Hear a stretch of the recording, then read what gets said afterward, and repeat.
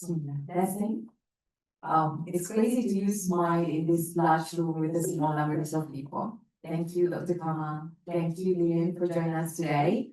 Since this session is recorded, I believe those who like to join but not able to do so because joining other concurrent session. So let's just go on with this. Before I proceed, let me introduce myself quickly. My full name is Nur Hidayah, but do call me Aida. I am from Inspira, and today is actually we would like to talk about an assessment in higher education landscape. We would like to actually create our own bird of feathers and interest of digital assessment and academic integrity among APAN members. So let's see. Thanks.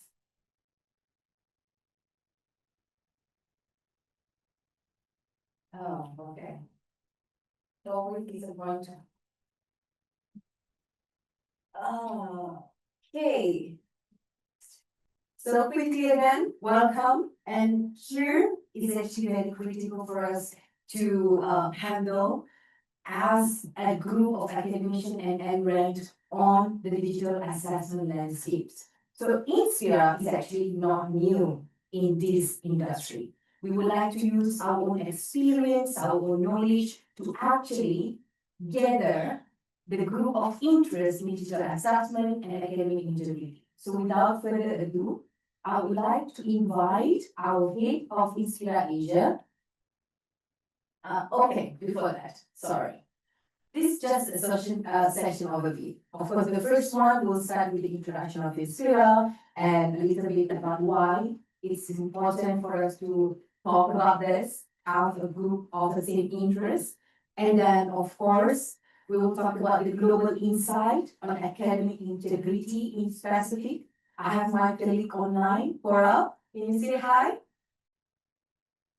Hello, everyone. Okay. And last but not least, today is actually a launch day where we would like to create our own bird of feathers and hopefully a working group in digital assessment technology. Okay. All right. Now, I would like to give the stage to Kim to actually talk about a little bit of what is Inspira and again, why this is important. Thank you. No need to apologize. Can you hear me well? Okay, good. Oh, because of the recording. Oh, all right. All right. Is this better? Yeah. Great. So I'm Kim. I'm the head of Inspira Asia, located in Malaysia, but originally from Sweden, which is a country next door to Inspira's country of origin, Norway. Now, this is a slightly smaller presentation than expected and estimated, so I think what we'll do today is try to give you some time back. Now, sorry, I'm not sure how you, what's the scroll like, please? Okay. Thank you. Now, in essence, what we do at Inspira is help institutions, both individual and collective through Emirates, to deliver the best possible quality of digital assessment operations, either performative or in high-stakes settings. Across the globe, 24/7, 365. The partnerships we have with Emirates today, or consortium partners, tend to be framework agreements, either for the digital assessment services or academic integrity services. Today's focus is going to be around the latter. Many of you are probably familiar with a company called Trinity. Many of you are probably even a little bit confused about the term similarity and the name Trinity. For about 20 years, there has been a dominant market player, one single company, with about a 95% global market share. There is nothing wrong with a company or their products, but it is certainly time for the market to experience something new. We don't claim that what we are to present to you here today is better than Trinity. However, it's a new way of looking at similarity. It's a new way of looking at AI detection or AI prediction, which is actually what it really is, sound integrity. And what we aim to do in the future together with the analysts is to challenge this status quo of a single player market dominance, essentially a monopoly within the similarity and AI prediction framework agreement setting globally. So we encourage the analysts, our fans here, and those who are joining us online later, to listen to us today and challenge your status quo within the higher education community in your country or region. And with that, I'm handing back over to Ida and soon to our friend Koram. Thank you so much, Kim. So now I would like to introduce you my colleague all the way from Kosovo. Again, welcome, sir. His name is Korab, and he's going to talk about the global insight of academic integrity. Korab? Thank you, Adam. Thank you very much. And I'd love to have that. Yeah, You I'd love. share- Yeah, of course. Okay. Just unskip these slides real quick. Just give me 1 second to unskip these slides.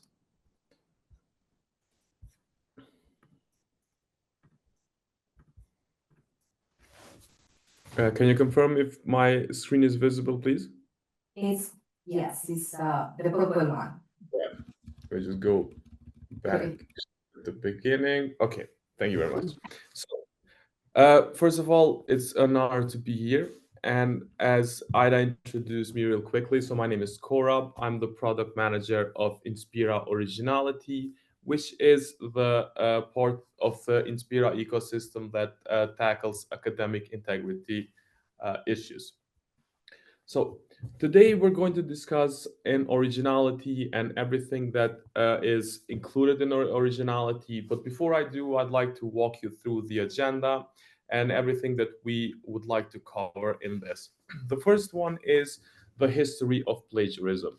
Plagiarism, as we know it, is a very heavy word, and knowing the history of it and how it became to be and all of the evolution that it actually took is one of the things that we will talk in this discussion.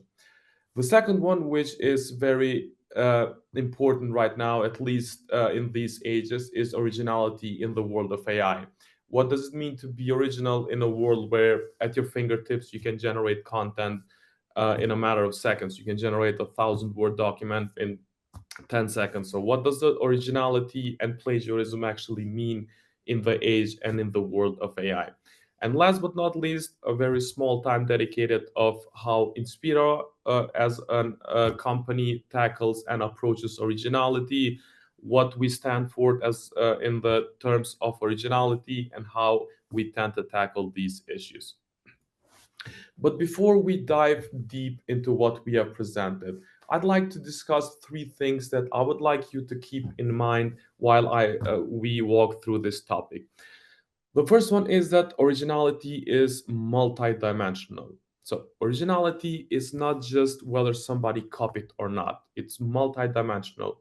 It includes how ideas are expressed. It includes how sources are used, the intent behind writing, and even how language is manipulated, to be honest. Now, when we talk about originality, we tend to look at a broader picture rather than just focus on what we call traditional plagiarism.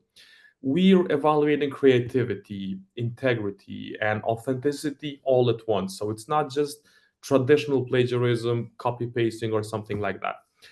But it's also about understanding the learner's unique voice and their thought process, the thought train that actually allowed them to come to the conclusion and write material.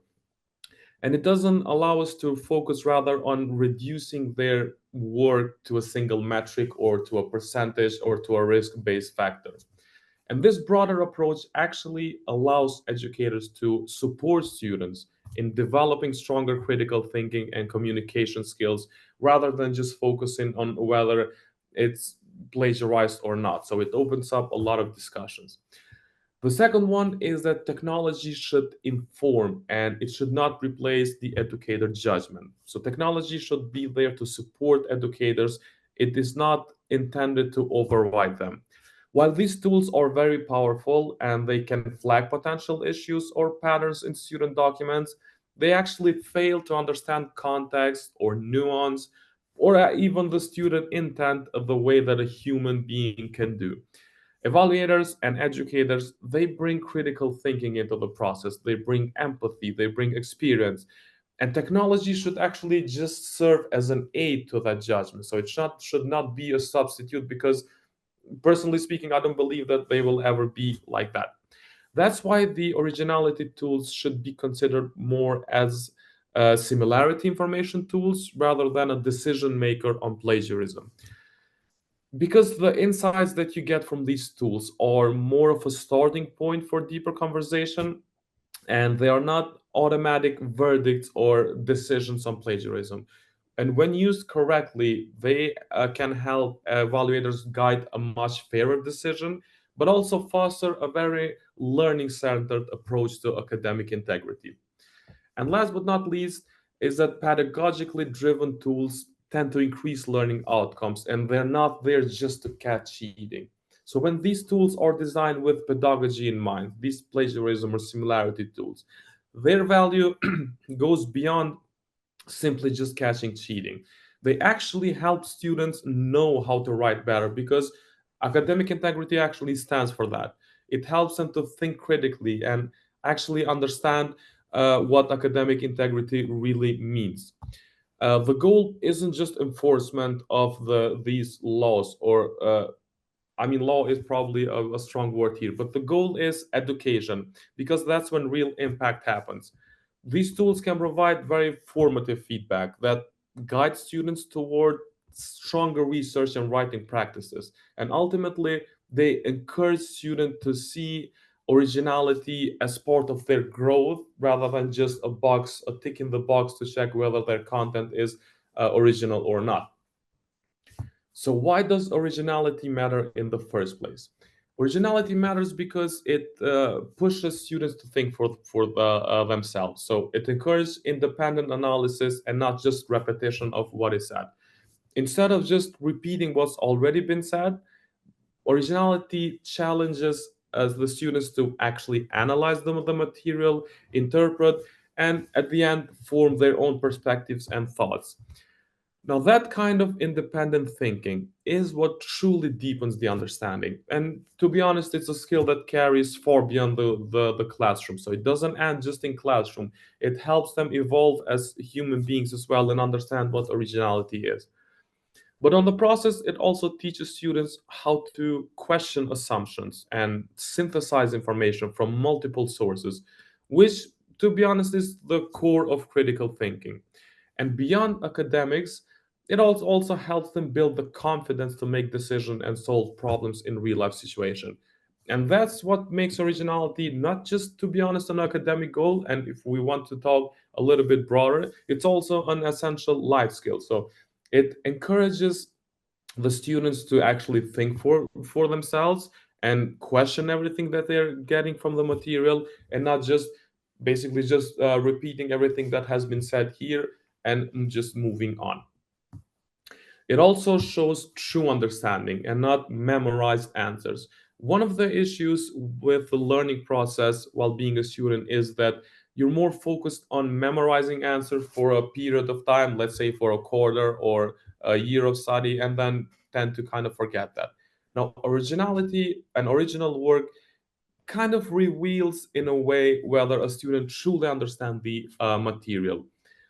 When the responses or the text the student submits goes beyond memorized definition or templates, we can actually see how well they've grasped and understood the concepts that have been taught during that lesson. Because the process isn't just about recalling information, it's also about applying this information, connecting ideas, and actually demonstrating the comprehension of their own words. Now, this deeper level of engagement, it proves that the students can transfer knowledge to new contexts that solve problems in a creative way. But it also, on the way, allows educators to identify areas where students may be struggling and provide targeted support. So this way, it shows that students actually understood what they're talking about, what they're being taught on, and they're not just memorizing answers for a test or for an exam and just moving on. But it also reinforces honesty and ownership of the idea, while also reinforcing personal responsibility when you think of it from a different perspective. When students create their own work, what they're doing in the meantime is that they're taking ownership of their ideas and their learning journey. It fosters a culture of integrity, which is what academic integrity is all about. And in this culture, credit is given appropriately and effort is valued over shortcuts and short ways to go to a certain point. This mindset, as I said before, can extend beyond a school, shaping how students approach challenges in their professional and personal lives as well.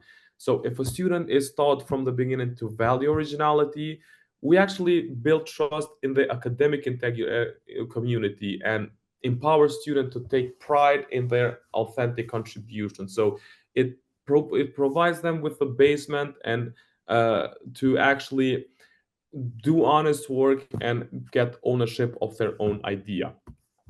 And last but not least, it highlights what machines can, in my opinion, never replicate: context, nuance, and emotions. It's what makes us human and what makes these material and work that we do actually authentic. Originality, as I said, highlights the human element that machines can, well, for the time being, to be honest, cannot replicate. Things like context or nuance or emotions, which come from being a human being. Obviously, AI can generate a lot of text, but it cannot truly understand a student's perspective or cultural background or personal voice when it comes to it. Now, these subtle layers, it's where real learning and originality actually live and take place. But they're also what makes these ideas resonate with other and push knowledge forward. If we preserve these uniquely and exclusive to human qualities, it ensures that education remains meaningful and the students develop their own authentic voices in a world it's been increasingly influenced by AI. And as I said, at the fingertip, you can just generate a lot of content, but it does fail to have emotion or things that make a material or document or text actually human. Now, a bit of history. So, the first section is antiquity, which is very far away from where we are now. The problem back then was that there was no concept of individual authorship, no context, whatever. Authorship, originality wasn't an issue back then.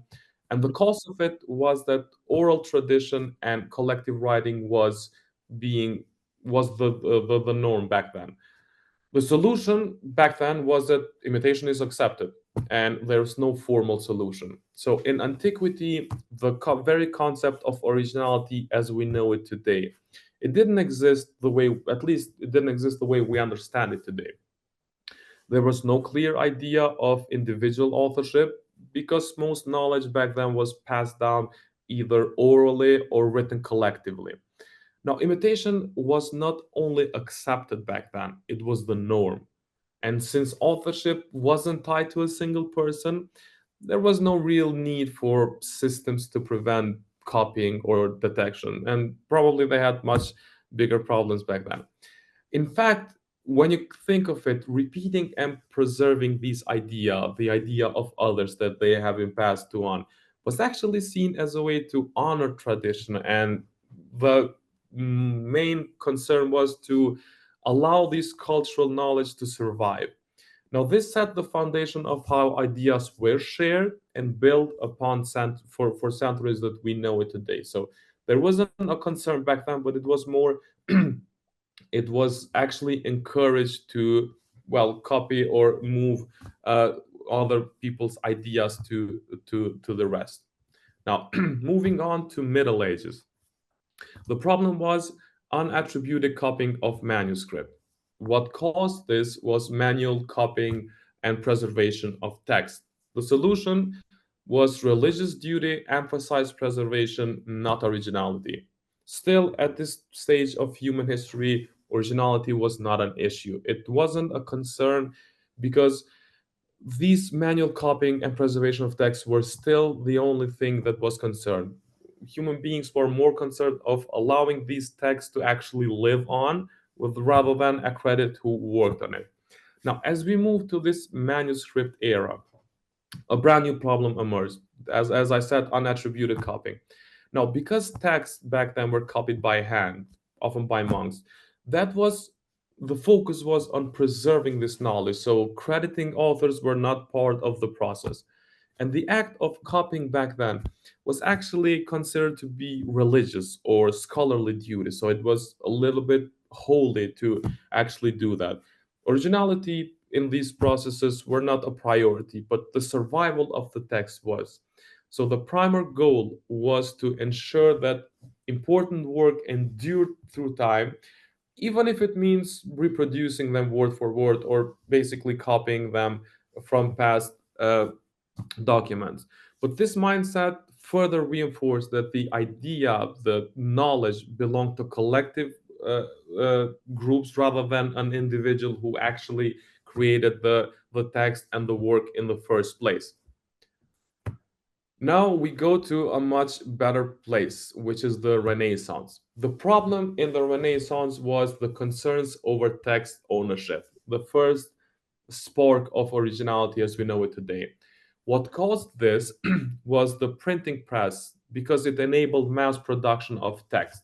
The solution was the emergence of author identity and referencing. So when we look at it from another perspective, the invention of printing press, it basically changed everything. With the ability to mass produce text, a lot of questions started to arise about who actually owned the words on the pages.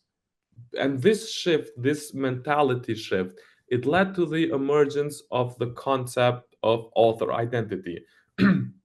So, for the first time in human history, there was a dire need to acknowledge and reference original creator.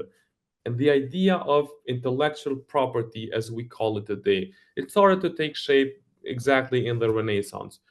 Books could now be distributed widely and commercially, which made the authorship not only a matter of recognition, but also an economic value as well, because this marked a turning point where originality began to be linked with both personal credit in the community, but also financial rights, because, well, original work should be accredited both financially and personally to their rights. Then came enlightenment. New problem arose: intellectual property theft. So there was a new concept which was intellectual property theft.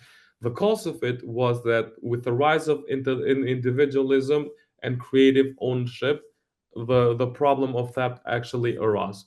The solution, it was in 1710, was the Statute of Anne, which original work actually had legal authorship rights. So as individualism grew and humans actually tended to go from collective writing and collective uh, document sharing, we moved to a more individualism approach. So as this era, the individualism era grew, so did the idea that creative work belonged to its creator, to either a single creator or a group of it. Now, this gave rise to a real concern about intellectual property theft, people taking credit or profiting from somebody else's work.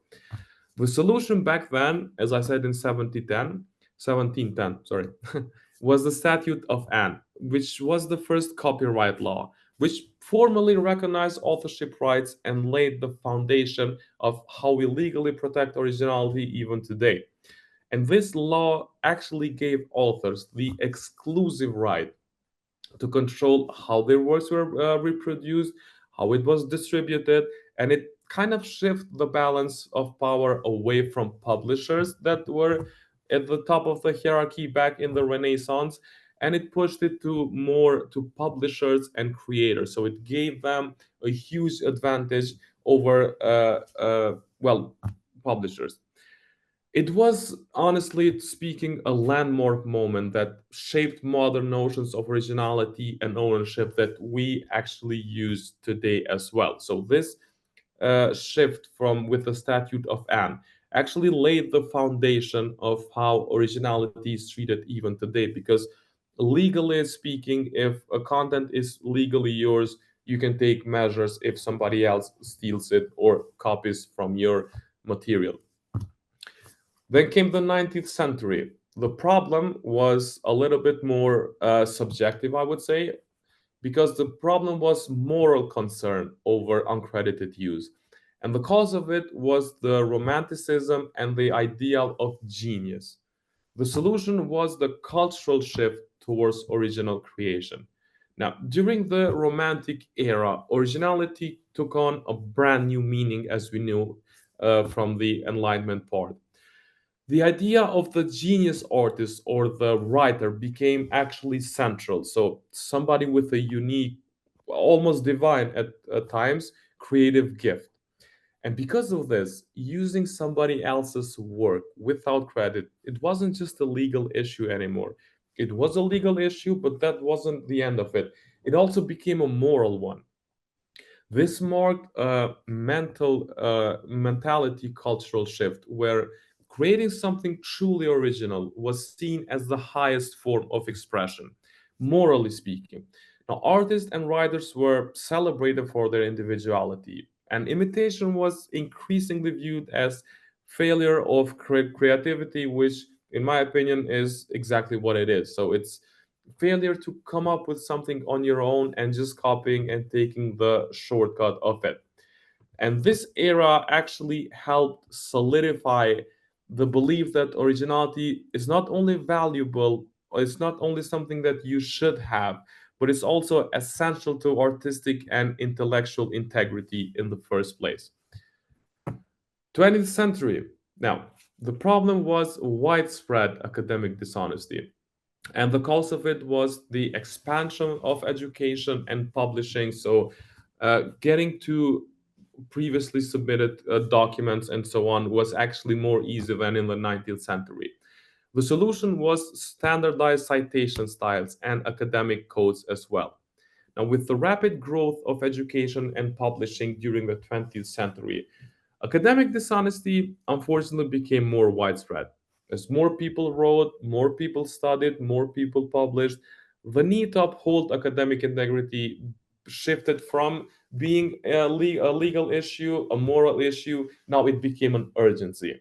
The response was the creation of standardized citation style and institutional codes of conduct. So the formal systems to ensure that credits was given properly and that students and researchers followed shared ethical standards. So these ethical standards were shared among the institutions and nationwide, and people should started to follow these standards. And this system not only made it clear how to attribute sources or how to cite their sources where they will either uh, being starting to get information from, but it also established consequences for misconduct. So there was not only a moral one, but there were also consequences of misconduct. And this period marked the beginning of a more structured approach to maintain originality and fairness in academia and in the academic world. Then came the early 21st century. The problem was digital copy paste plagiarism. The cause of it was, well, the internet, Wikipedia, online essays. The solution, obviously, were plagiarism detection tools. The internet, when it came, it made information almost instantly accessible. But with that, unfortunately, came a new wave of copy paste plagiarism. Students could very easily just pull content from Wikipedia, from forums, from essay sites, and often without fully understanding the implications of what they're doing. And the original work started to fall down a little bit because, well, you could have just copy pasted from a source which was basically allowing students to get to the grade where they want to. To counter this, plagiarism detection tools emerged in the first place. What they did was it helped educators identify unoriginal content while also maintaining academic standards in an ever-growing digital world. These tools they marked a shift towards automation of academic integrity because it allowed evaluators to manage increasing volumes of student work because before then it had to be done manually. With the plagiarism detectors, everything was started to get more automated. However, they also sparked new dialogues, new debates about privacy or over reliance on technology and how to balance enforcement with education. And these debates are still ongoing. Over reliance on scores or privacy, they are still and will be a topic of plagiarism and similarity detectors for a very long time, in my opinion. And last but not least, today, the day that we are actually in the modern AI era. The problem is the blurred lines of authorship via AI tools. The cause of it are basically the emergence of generative AI tools like ChatGPT. So today we are facing a brand new and really complex challenge, to be honest, because there's a blurred authorship through generative AI tools like ChatGPT. As I said before, these tools can produce high quality content in a matter of seconds, which kind of makes it hard to tell who or what actually wrote something. Well, the cause is clear, obviously. We all know what caused this, but the solution isn't fully defined yet. Currently, the humans are in a very transitional phase where education, ethics, technology, they all need to evolve together to find the right balance and the sweet spot between assistance and authorship. Now, this moment challenges us to rethink about how we define originality in the first place and what skills do we value in student work. It also requires to develop new approaches that empower students to use AI responsibly while still building their own voice and understanding. And it's not just in terms of detecting or predicting whether a document is written with AI. It's the challenge to let students understand how to use AI responsibly and how to tell them when it's okay to brainstorm with AI tools, but it's not okay to copy paste. And there's a lot of still blurry lines between what is okay and what is not okay, especially during these times. Now, originality in the world of AI. The first issue is that creativity is at risk. Human creativity is at risk of being replaced by, well, algorithmic mediocrity, sorry.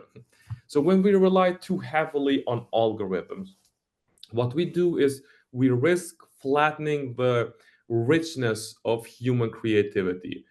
Obviously, AI can generate text. We all know it. It's a matter of seconds. It generates a lot of text. But it does lack the insights, the emotions, as I said, and originality that actually only comes from lived experiences and critical thinking.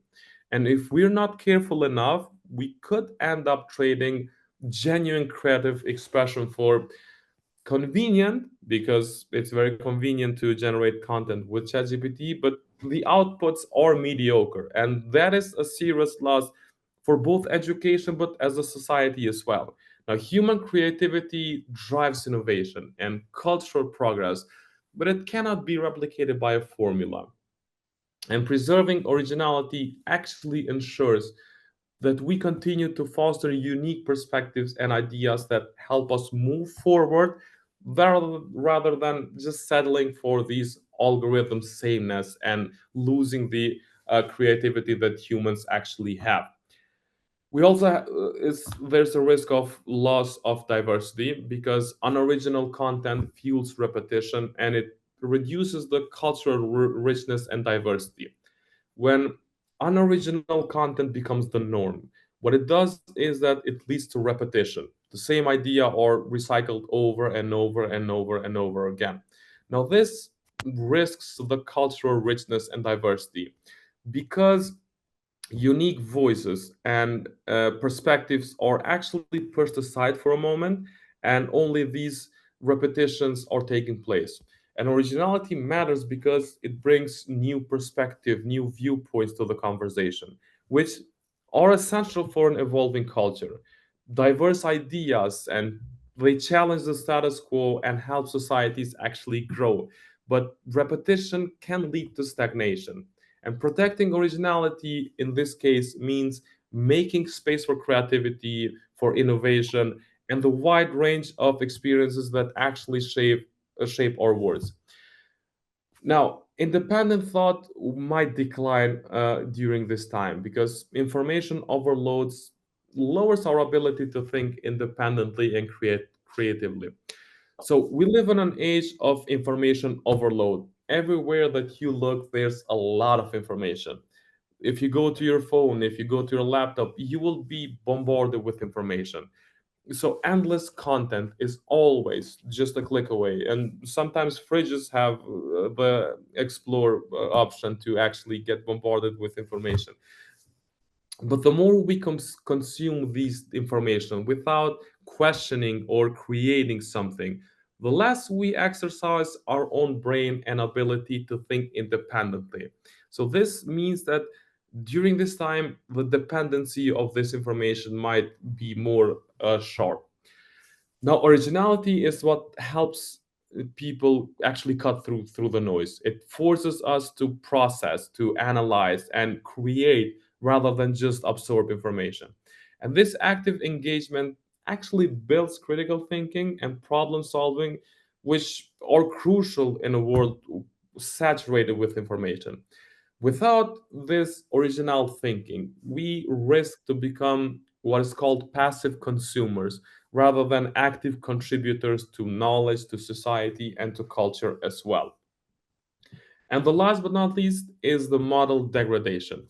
So, training LLMs and generative AI tools with synthetic data, it will over time erode the quality and the models will weaken over time. So, as we train these large language models on content that was itself generated by these models, so synthetic data. So, synthetic data basically means content that was generated from the LLM itself.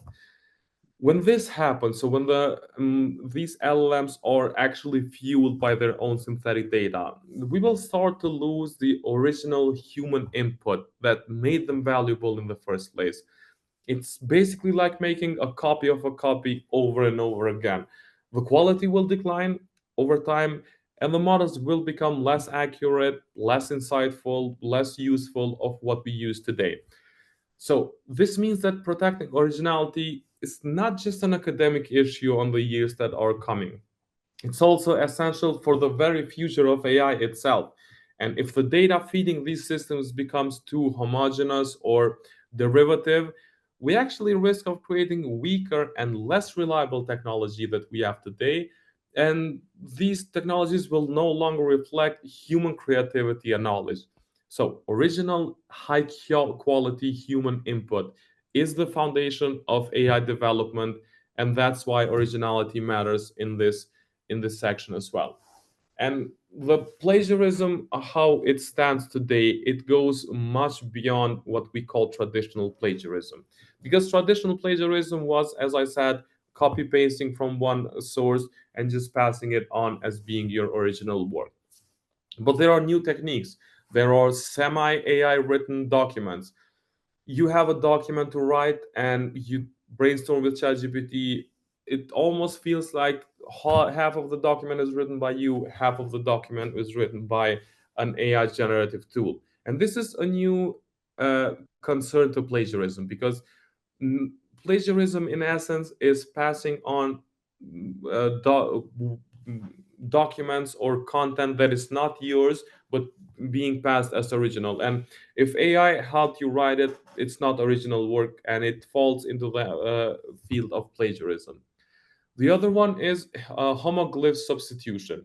Now, one technique is to replace visually similar characters from one language to the other and replacing them to actually avoid plagiarism detectors. And this also falls in the domain of plagiarism because its main intent is to actually avoid plagiarism detectors and replace these letters actually throws plagiarism detectors off. There's also invisible or white text between characters. So if you between words you add 1 pixel white characters to the human eye, this can be avoided. This can be completely missed. And plagiarism detectors actually take words character by character, and this technique actually will throw these plagiarism detectors off. There's also images of snapshots instead of text. So taking a paragraph, screenshotting it, and adding it to the document will throw these plagiarism detectors off because they are text-based plagiarism detectors, and these images may contain plagiarized content, and there's no way to actually know it. There's also paraphrasing tool stacking. So what this means is that a document is input into paraphrasing tools 4, 5, 6 times to actually say the very same thing from where the document is plagiarized, but the wording will change a lot because there was a tool stacking of paraphrasing. So it was paraphrased 4 or 5 times, and it basically tries to avoid plagiarism detectors. There's also translation loops, which a document, let's say from the Spanish language, is translated 4 or 5 times either by Google Translate or another soft-based solution, or by the student themselves. And this translation loop actually tends to avoid plagiarism detectors that detect translation plagiarism, and it tends to throw them off and pass on work that isn't original as being original.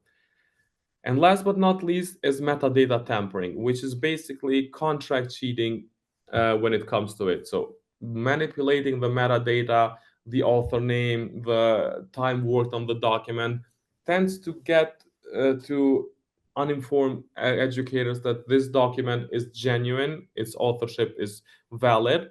And basically it's not because somebody else wrote the content for you and you just changed the metadata of the document.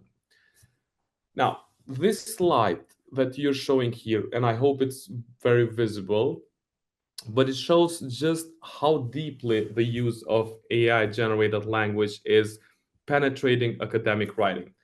Now, these graphs that are shown here today track the use of a word like delve, which I'm assuming you all know is often used by generative AI tools, across 1,000 of research papers globally. What you will notice is a sharp rise starting in 2023, with countries like Malaysia, Pakistan, and India showing the highest percentage.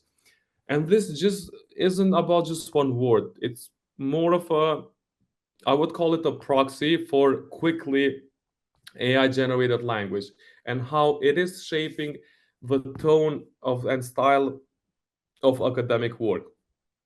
It also raises very important questions about whether we're beginning to lose diversity and individuality of students as AI influences more and more writing. Why this matters is because it signals a shift in how people write and perhaps who's really doing the writing. We're not just seeing AI as an assistant in writing, because in many cases it's starting to shape the academic voice itself. And over time, this could lead to a homogenized style where subtle differences in personal voices and in perspectives are being less used. So, if originality is what makes academic work vibrant and meaningful and actually original, then we need to ask just how much influence we're willing to let machines have over the way that knowledge is communicated. Now, from these two graphs, the instructors, you can see that evaluators and instructors are already noticing this shift. Over 60% expect that generative AI tools will bring new challenges to identify plagiarism. 57% of the web now is made up of machine translated content we're training our tools on, and possibly our students in the process, on a language that's increasingly synthetic. This means that the baseline for what we consider authentic writing is shifting a lot. which makes detection even more complex. If we cannot address if we don't address this, what we risk is building a feedback loop where synthetic content trains more synthetic contents and forever diluting the quality and originality in the academic work. So this is the real human challenge: preserving authentic thought, voice, expression in a world that is increasingly and ever influenced by machines, more importantly by AI. It's also about ensuring students develop their own ideas and actually learn how to express them clearly rather than just, well, outsourcing their thinking to technologies. Because if you allow AI to write content for you, what you're doing is outsourcing your critical thinking to technology and taking the easy way. And if we fail to maintain this balance, what we risk losing is not just originality in writing, but also the critical thinking and creativity that education is meant to, well, cultivate in the first place. And addressing this challenge requires collaboration between both educators, technologists, students, and everybody to create an environment where authenticity is valued and supported in the first place. Of course, there should also be the ethics of detection, because as we integrate detection tools into education, we need to do so in an ethical way and in a responsible way. These tools can be very powerful, but they must be used with care in order to avoid harming the very students that they're meant to support in the first place. And ethical use means being transparent of how the tools work. It means understanding its limitations and ensuring that they're used as guides rather than as final decisions of academic misconduct. It's about striking the right balance between maintaining integrity and also fostering a learning centered environment. Now, first of all, we have to be careful of over reliance on scores. A single percentage does not tell the full story. It's a signal, it's not a conclusion. Similarity scores should be used as a prompt for further review. It shouldn't be a proof of misconduct. And without context, these numbers can be misleading, as they don't account properly for cited sources or for common phrases or legitimate overlaps. And educators and evaluators actually need to interpret the score alongside the student's work in order to make a fair and informed judgment. But there's also the issue of false positives, which can lead to unnecessary student stress and even damage the trust in the learning environment. Now, when a tool incorrectly flags original work as problematic, it can feel unfair and undermine students' confidence. And this is exactly why it's so important for evaluators to review flag content carefully and to avoid rushing to a judgment. And a balanced approach helps maintain the trust in the process, but also allows everybody to focus on learning and not punishment. Because if a flag is arisen, it falls in the hands of the evaluator to decide whether it's plagiarism or not, because there are cases of common knowledge that are flagged but are not plagiarism per se. But we also face the temptation as human beings to treat indicators as hard evidence. They are not. They're just starting points for a deeper review. Detection tools can highlight unusual patterns or overlaps, but they cannot determine the intent or context. If we treat these indicators as conclusive proof, what we risk is making unfair judgment and missing opportunities to actually educate the student in the process. And the real value comes when these insights to guide meaningful conversation about academic integrity and good writing practices. And that is exactly why the process should always include learning and not policing. Detection tools should help students grow. It should not help them cast them out.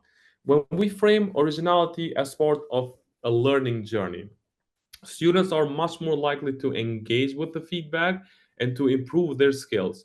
And this approach turns potential violations into very teachable moments, and it reinforces integrity while also building confidence in research and writing. And finally, detection should be a dialogue, it should be a discussion. These tools are very powerful when they're used to open a conversation and not close a conversation. Now, when educators discuss the results with students, what it means is that it builds transparency and trust while giving students a chance to explain their work.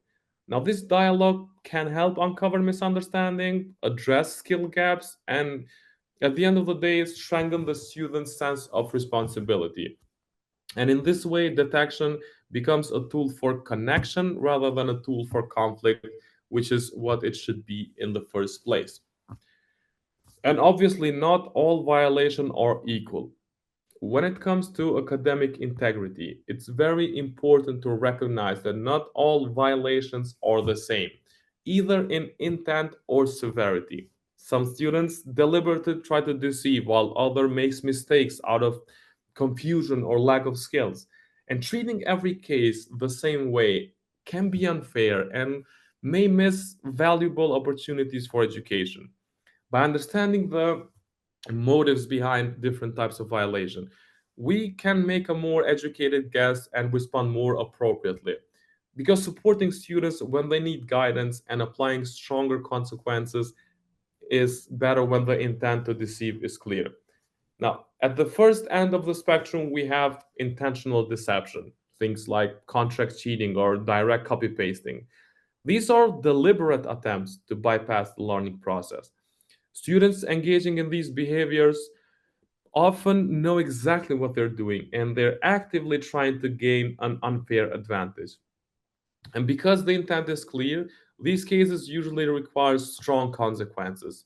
They also highlight the need for preventive education so students understand that long term harm of undermining their own learning. But there's also strategic evasion, where students manipulate text by tampering characters or using translation tools in order to avoid detection. It is still deceptive, but it's often more calculated. And these tactics show a clear awareness of detection systems and intend to game the system rather than engage with work honestly. And addressing this behavior requires both clear consequences, but also improves student of understanding of why originality matters, so they actually see the value of original and authentic work instead of looking for these sort of loopholes. Next, we have AI over reliance. This includes generative AI tools to produce content without disclosure or simply copy pasting AI generated text.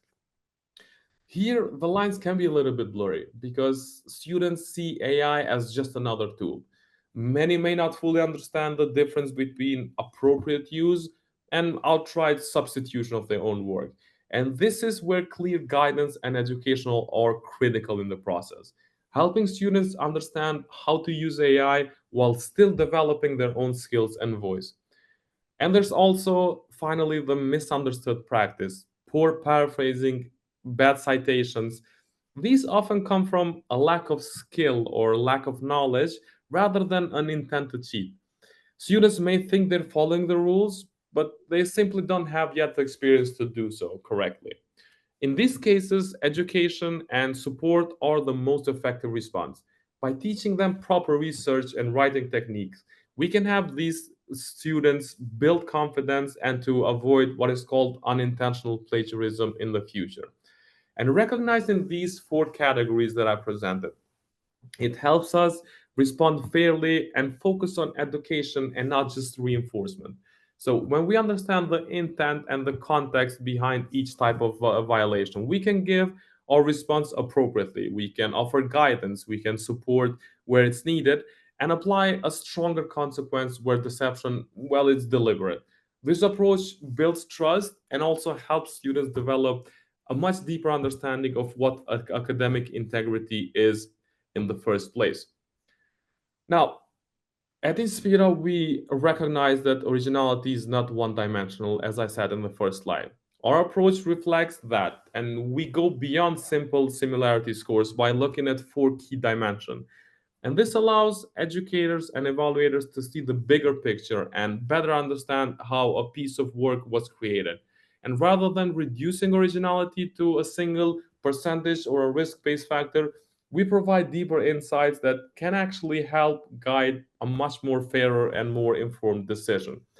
The first section is similarity, which is the traditional layer, as we call it, where we detect matched content against a broad of sources to identify copy pasting or closely paraphrased material. It's important foundation because it shows where the text overlap with already existing work. But similarity alone doesn't equal plagiarism. Matches can also indicate proper citation of common use phrases, and that's why the layer is only one part of our multi-dimensional approach.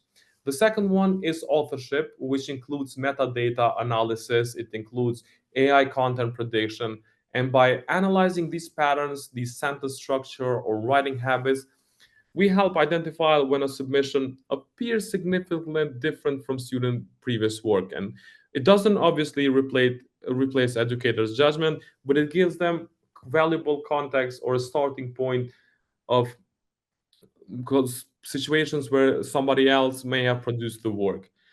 Text manipulation is also something that we identify these techniques used to intentionally bypass detection, such as invisible characters, symbol swaps, or images in place of text.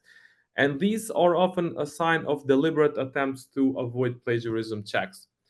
And there's also cohort patterns where we compare submissions across a group to surface unusual similarity or suspicious trend and to see if it was more of an isolated case rather than it being an issue on an assignment level. And by combining these layers, we provide evaluators with a much more deeper and nuanced insights. So it's not just a score, it's a full picture. And this multi-dimensional approach actually empowers evaluators to make informed decisions. It helps them focus on the context and the intent behind the work rather than relying just on the originality index in the first place. The key areas of interest in originality checking are in four categories. So it's similarity, authorship, text tampering, and reporting as well. There are different techniques to it, obviously. In similarity, we have the copy pasting, which is directly copying and pasting a text from sources without properly citing them in the first place or modifying them.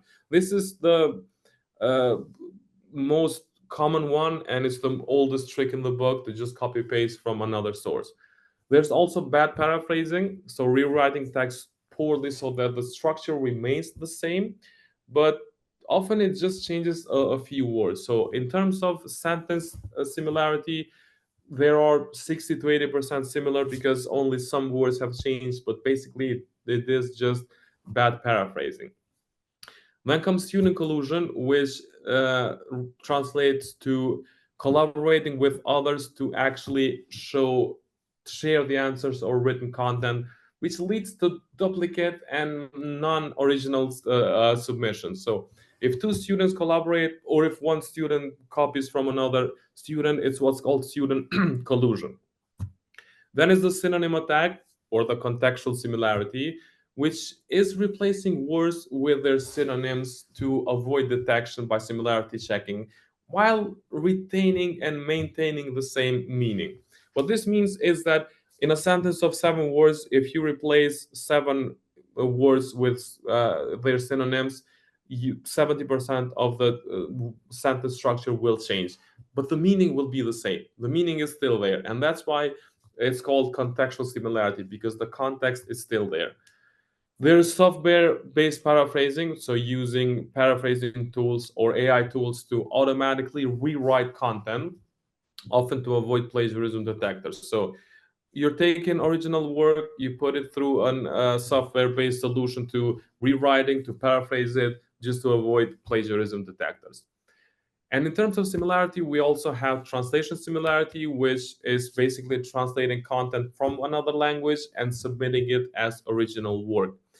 And this is also plagiarism because it's not original work. You're just translating from original work from another language to bypass similarity detection. In terms of authorship, there are 3 sections. The first one is contract cheating, which is outsourcing academic work to another person or another service who completes the work on your behalf, and then you just upload the document as being original. And this is called more using metadata analysis. Then is AI generated text, so submitting content generated entirely or partially by AI tools as one's original work. So as I said, you can generate a lot of content with ChatGPT, copy, paste it, and then you just move on. But there's also humanized AI generated text. So editing or rewriting AI generated text to make it sound more human-like and to be less detectable as AI written. As you probably know, we are now overflown with AI content detection tools, and this humanized AI generated text technique is used to actually bypass these tools, and it in the process it helps students forget why they're writing in the first place. They're not writing to avoid AI detection tools; they're writing to upload original work. Then is the text tampering, which includes hidden characters, which is basically inserting invisible or non-printing characters between words to disrupt similarity algorithms. So if you, as I said, if you add between a word 1% white characters to the human eye, it may not be visible, but it throws off similarity algorithms completely because algorithms take every character into the process. There's also character replacement, so swapping letters with visually similar characters from other script, like the Cyrillic A and the Latin A are identically the same in terms of the human eye, but character-wise they are different. And if you take a paragraph or a document and replace these A's with Cyrillic A, you will confuse detection tools because that document with these A's doesn't exist anywhere on the internet.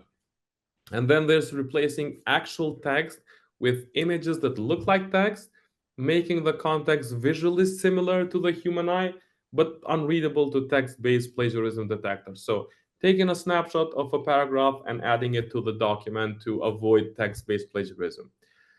But there's also reporting. So the number of reports, receiving multiple reports for a single document also confuses and complicates the evaluation process. Now imagine for a document, you get one report for original language, one for translation, one for AI, one for text tampering. It will be very hard to come to a conclusion, and it will just confuse the process along the way. There's also indicators, so definitive cutoffs and percentage are not positively perceived by educators. So if you go to an originality report and you see the originality index as being high risk or 89%, the evaluators that see this will not have an unbiased evaluation of the document. And in Sphere Originality, you can just turn this off completely to have an unbiased uh, evaluation. There's also classification and treating insights and these flags as binary. Harms the learning process because they are not binary. They are similarity or any other flag. It has to be evaluated by the evaluator in the first place to see whether it's plagiarism or not. And in the evolving similarity checking for an AI driven world, we take an approach on a three way. So every sentence is first checked for textual similarity, which aims to identify exact words between two sentences. So it matches the structure between these two sentences, whether they have the same words in the two sentences. But to go one step further, we also aim to identify the semantics between two sentences.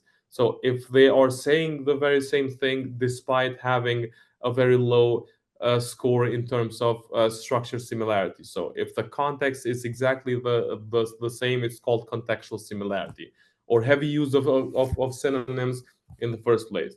And to go one step further, there's translation similarity as well, which aims to identify potential similarity through text translation. So if a text has been translated and passed on as being original, it's called translation similarity, and we aim to identify this. And for each of these similarity, we give information, we give insights on the sources, on the severity of similarity, and so on. And with that being said, this is now an open discussion. It's a reserved time for questions and answers. Thank you so much, Coral. Well, do you have any question? Yes? Okay, sure. Yes, Kim.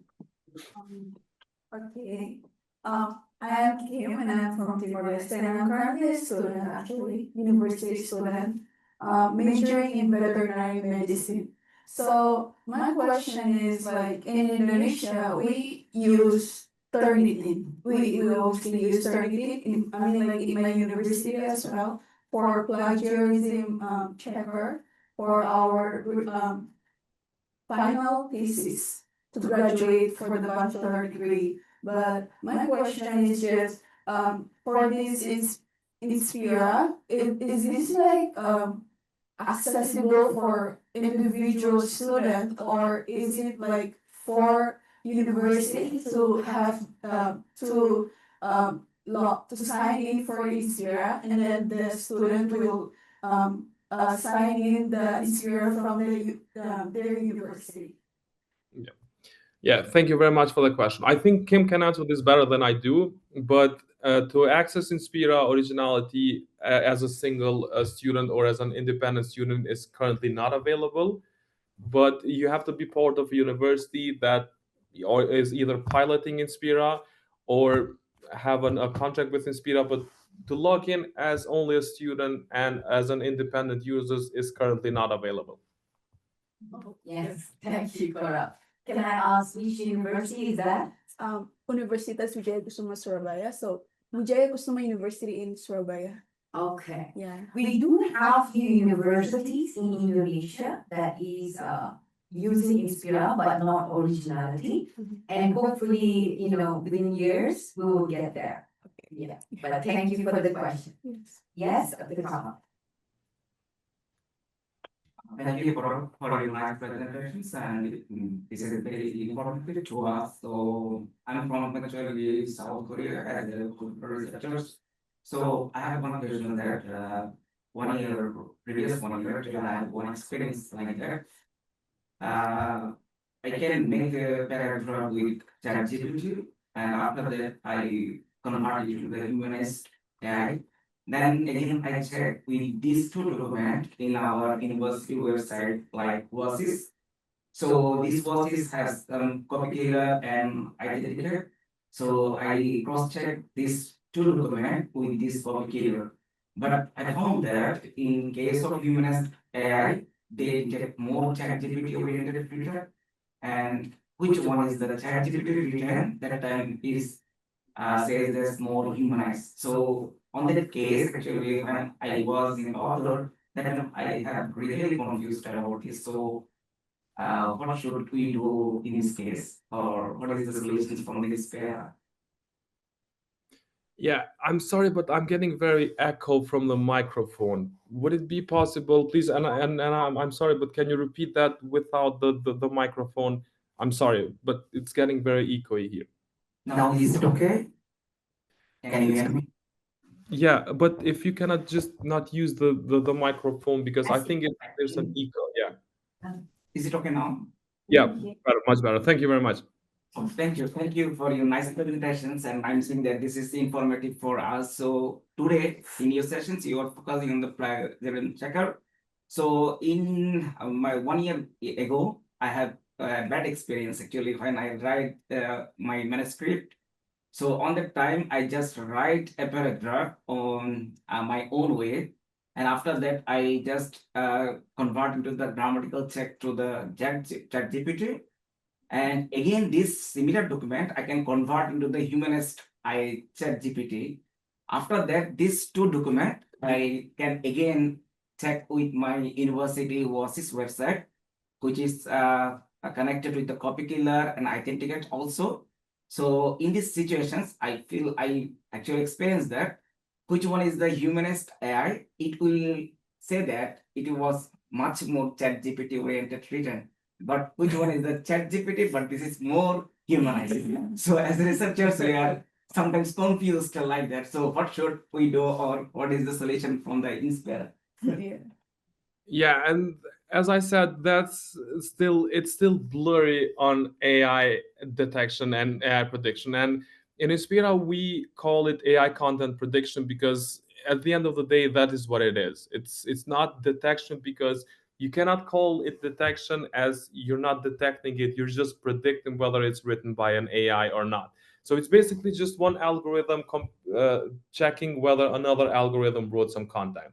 But the good thing is that evaluators in this case can just exclude sources. They can exclude in Inspira originality if they deem a sentence or a source to not be relevant or they're not sure. They can just exclude that and maybe have a discussion with the student. And practically, I think by this age, we all know at first glance when something is generated by ChatGPT. We almost instantly know it, right?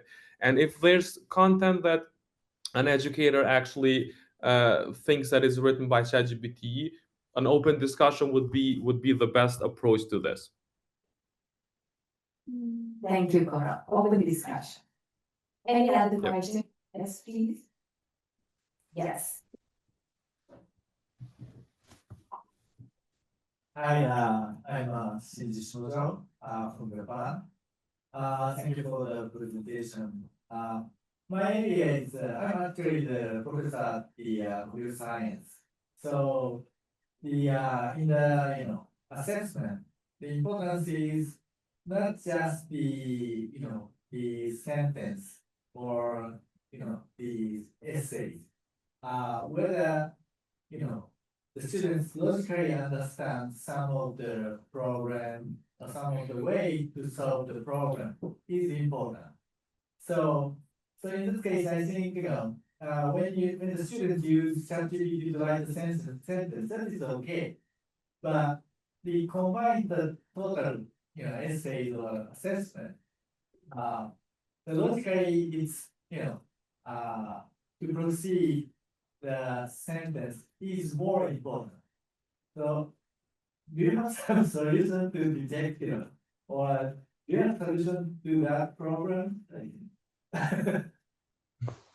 Yeah. Properly cited text, as I said, is also flagged in the originality report. So if a student takes, let's say, it's inspired by another source, it doesn't mean that it's plagiarism if it's properly cited. And there's a toggle within the originality report to exclude citations in the first place. But basically, plagiarism, as I said, is a very sensitive topic because no two institutions treat plagiarism the same. For one institution, there's let's say 10% plagiarism. Okay, for some it's 5%. To some it's 2%. So basically, it's more falls in the institutional policies of what is called plagiarism. But also, as I said, the exclusion capabilities helps the evaluator a lot because a sentence or a source is flagged as being a similarity, it doesn't mean that there is.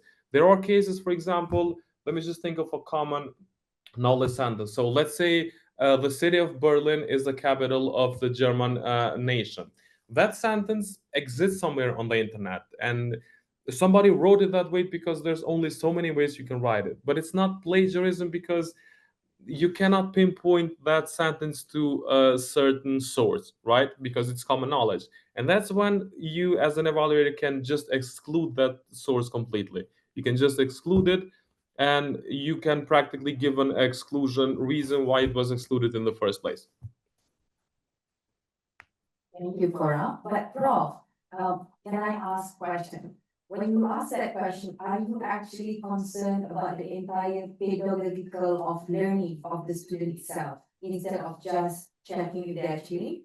Well, that is why we are here now. But I will talk about that later.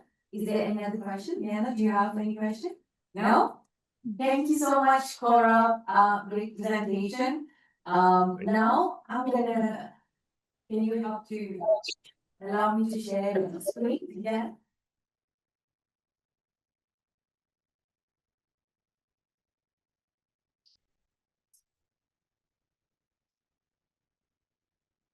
Okay, that's my slide. Yes. Okay. Thank you so much. What happened? All right. So the reason why I'm here, my team is here is because the first one is we want to launch in this APAN60 a bird of feathers. The one that was presented is one of the technology. I would say technology is power, and when there is a power, it's come big responsibility. But learning as a whole is much, much bigger. That is one thing that I would say. Just like what you say, Prof. Sometimes it's not just about one sentence that they write or copy. It's about whether the student actually learn, understand the entire courses. And those, how do we do it traditionally? Is through assessment, right? We just make sure they go to the test, we test their knowledge. It can be experiential, put them in a lab, give them problems to solve, check their critical thinking. But nowadays, there is a technology out there that we can digitalize the assessment. So hence, this particular bird of feathers that we would like to suggest is a digital assessment technology. And plagiarism trap, AI detection is part of those technology. And it's supposed to align with the education pedagogical structure as a whole. And then why we are here today, of course, is to actually get who will be the first that are going to join, hopefully 3 of you. And you, the student, can be part of it because technology is there. It's human that make the technology greater through innovation. And where does it come from? Critical thinking, ideas that shares among a group of people that have the same interests. I would say here, the initial discussion that I expect maybe through like infrastructure readiness. I've seen the first world country outside Asia, they have infrastructure readiness. How about Asia? Well, seeing the graph that shared by Corrupt, I mean, Malaysia knows how to use the technology. And we do have a great nation in Asia like Japan, and China that always growing. So those are the things that we can further discuss. Of course, LMS integration, LMS learning management system. Most high institutions already have this. And how can we match it with the correct digital assessment in order to make sure that the education itself become whole? Last but not least, maybe some academic policies. Again, this is just like our ideas, and it depends on who will be the pilot that joining us in this world of feathers, and then we can also share further, related issues to support this.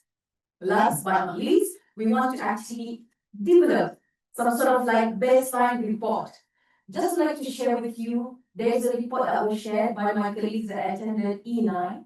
There is an association, which is NGO, just like APAN in Europe. They actually talk about the academic integrities and how, with the powerful technology we have, with the Gen AI, we have to come up with some sort of guidelines, both for students, for the universities, for researchers, so that it will not be misused.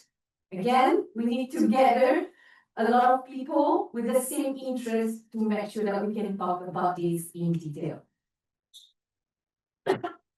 Yeah. Basically, this is also just like a key objective.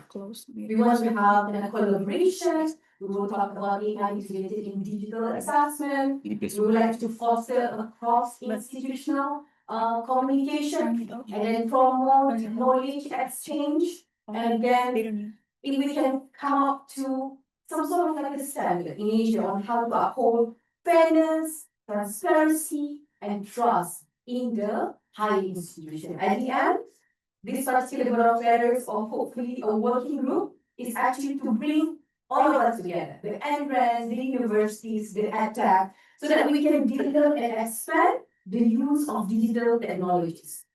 That is actually the main reason I am here too. This is just like a call of action. I know there's only 3 of us here.